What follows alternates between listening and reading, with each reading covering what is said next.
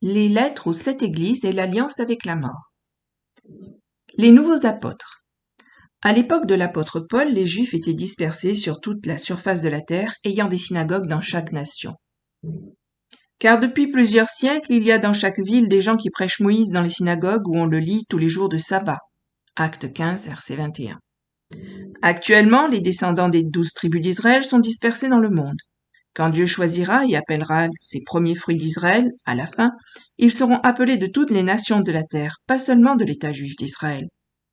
Le fait que les 7 églises dans Apocalypse 2 et 3 ne portent pas les noms de villes israéliennes, mais de villes hors d'Israël, nous dit que les 144 000 résideront principalement parmi les gentils. La signification des noms des villes est symbolique, et chaque ville elle-même fournit un modèle qui nous donne des indices sur les défis auxquels les 144 000 seront confrontés une fois qu'ils seront scellés par l'Esprit. Plusieurs des lettres font référence à Satan, mais en raison du contexte dans lequel ces références apparaissent, nous savons que Satan est l'entité qui incitera et encouragera les Juifs à s'opposer à l'Évangile. Leur père, le diable, qui est le père du mensonge, inspirera les Juifs et les amènera à persécuter les croyants hébreux. Les Juifs persécuteront les 144 000 comme ils l'ont fait pour le Seigneur Jésus et les premiers apôtres. Nous savons déjà que les apôtres du premier siècle, qui étaient les premiers-nés, premiers fruits de Dieu, constituent un modèle qui se répétera avec les 144 000 croyants d'Israélites. Les apôtres étaient une classe spéciale de croyants formés et équipés par Jésus et le Saint-Esprit pour répandre le message de l'Évangile.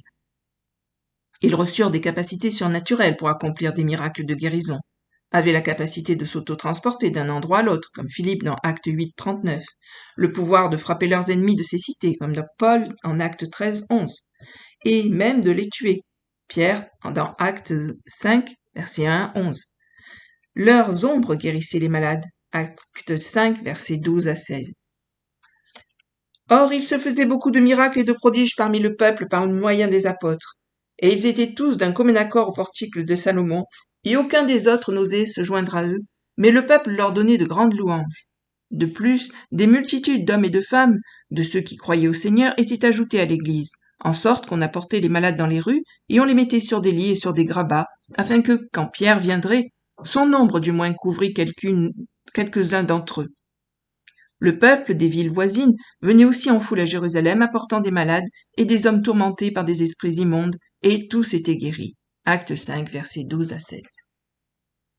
Dieu a identifié le ministère apostolique de Paul par les miracles et les signes qu'il a accomplis au sein du peuple de l'Église de Corinthe.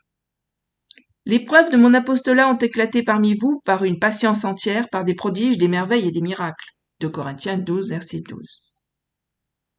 Si les apôtres du premier siècle ont reçu la capacité d'accomplir des signes surnaturels, d'être des conquérants et de faire des miracles, nous pouvons nous attendre à ce que les apôtres des derniers jours, les 144 000, puissent opérer de la même manière, accomplissant peut-être des miracles encore plus grands que les premiers apôtres. Ils auront également la capacité surnaturelle de prêcher efficacement la parole, de prophétiser, de transmettre des paroles de connaissance et de sagesse. Ils marcheront dans la puissance de la double onction du Saint-Esprit. Beaucoup enseignent que les 144 000 auront un ministère d'évangélisation, que leur appel consistera principalement à partager l'Évangile avec les nations. Bien que l'évangélisation des nations fasse partie de leur ministère, leurs dons et l'onction ne se limiteront pas à la prédication. Ils démontreront la puissance du Saint-Esprit tout comme il a opéré dans le Seigneur Jésus lorsqu'il était sous sa forme humaine. En raison de leur double onction, beaucoup parmi les 144 000 exerceront un pouvoir et une influence spirituelle considérables. Ils seront à l'origine de grands bouleversements sur la terre pour Christ, initiant un grand réveil de la fin des temps, un renouveau qui se poursuivra par l'œuvre des 5 premiers sceaux, l'ouverture des 5 premiers sceaux et des premières trompettes. Modèle pour les lettres aux 7 églises. Chacune des lettres dictées par le Christ aux anges des assemblées dans les chapitres 2 et 3 d'Apocalypse suit le même modèle de base.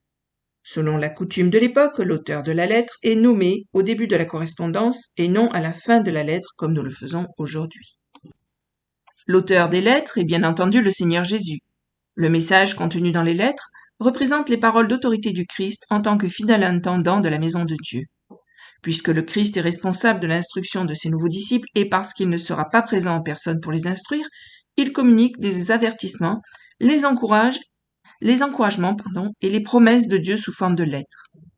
Son objectif est que chacun des 144 000 apôtres acquiert le plein héritage promis à ceux qui vaincront. Le Christ commence chaque lettre en énonçant un aspect de sa nature, essence ou caractère, qui s'appliquera aux problèmes spécifiques que ce groupe particulier de croyants rencontrera. Certains de ces attributs divins ont déjà été énumérés dans l'Apocalypse 1 et le reste sera contenu dans les salutations des lettres. Chaque assemblée était censée lire toutes les lettres et les avertissements, car les encouragements et les promesses de chaque lettre seront applicables à chaque église. Le contenu principal de chaque lettre contient des éloges, des avertissements et des points à améliorer. Des promesses, pour ceux qui endurent et surmontent, sont données à la fin de chaque lettre. Les promesses reflètent le désir d'intimité du Christ avec son peuple, la communion éternelle avec Dieu et le droit de régner avec Christ sur la terre. L'alliance avec la mort. Les 144 000 feront face à une opposition sur plusieurs fronts. Les faux juifs seront leur plus gros problème. Les nouveaux apôtres peuvent s'attendre à être traités avec mépris par leurs compatriotes juifs et, comme Jésus l'a prédit, certains de leurs ennemis les plus puissants seront des membres de leur propre famille. Ne pensez pas que je sois venu apporter la paix sur la terre, je suis venu apporter non la paix mais l'épée, car je suis venu mettre la division entre le fils et le père, entre la fille et la mère, entre la belle-fille et la belle-mère, et l'homme aura pour ennemis ceux de sa maison. Matthieu 10, versets 34 à 36. Les faux juifs utiliseront absolument tout ce qui est à leur disposition dans leur tentative de contenir les nouveaux croyants. Si les menaces d'être coupés de leur famille et de leur communauté ne les dissuadent pas, leurs adversaires chercheront à les faire plier en usant de fausses promesses, voire pire. Ces saints seront mis sous une pression de plus en plus forte, en particulier ceux qui vivent en Israël et dans d'autres grandes communautés juives. Alors que le milieu des 7 années s'approchera, ainsi que leur enlèvement pour la fête des premiers fruits, ils seront confrontés à un danger imminent, la persécution imminente de 10 jours des croyants par le système religieux de la prostituée. Ceux qui pratiquent le judaïsme traditionnel seront exemptés de cette persécution, et les faux juifs essaieront de persuader les croyants israélites de se réfugier dans le judaïsme. Les 144 000 feront face à l'opposition de leurs compatriotes juifs, et ils seront incités à rejoindre le judaïsme pour échapper à la catastrophe à venir. Jésus abordera ce problème particulier dans la lettre à l'église de Pergame. La nation d'Israël et les Juifs concluront une alliance avec la mort pour se soustraire à la tribulation qui frappera toutes les religions non affiliées et non politiquement correctes. Dans Ésaïe, cette persécution est appelée le fléau débordant. C'est pourquoi écoutez la parole de l'Éternel, homme moqueur, qui dominait sur ce peuple de Jérusalem. Car vous dites, nous avons fait une alliance avec la mort, et nous avons fait accord avec le sépulcre. Quand le fléau débordant passera, il ne nous atteindra point. Ésaïe 28, versets 14 et 15.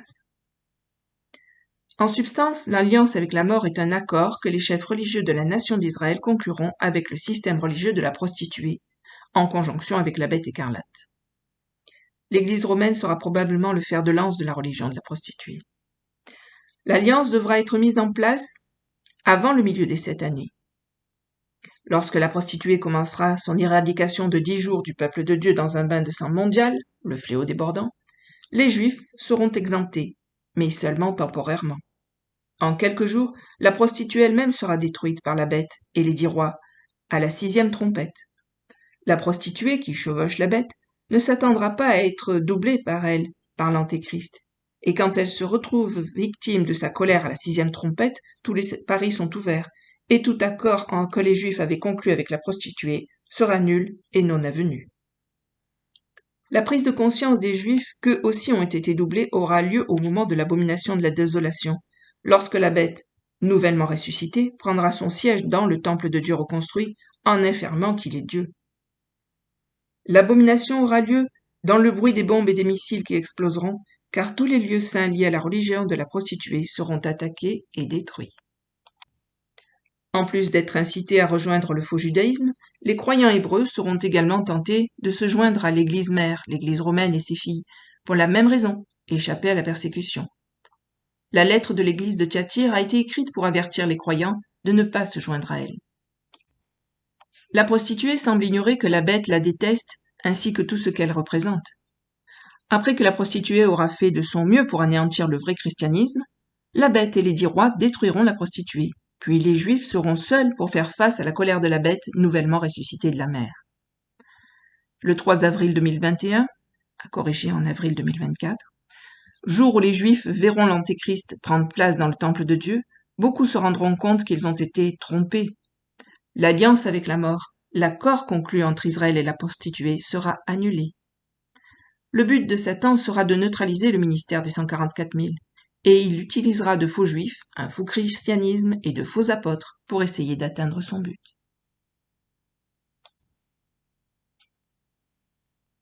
La suite de la lecture dans d'autres vidéos.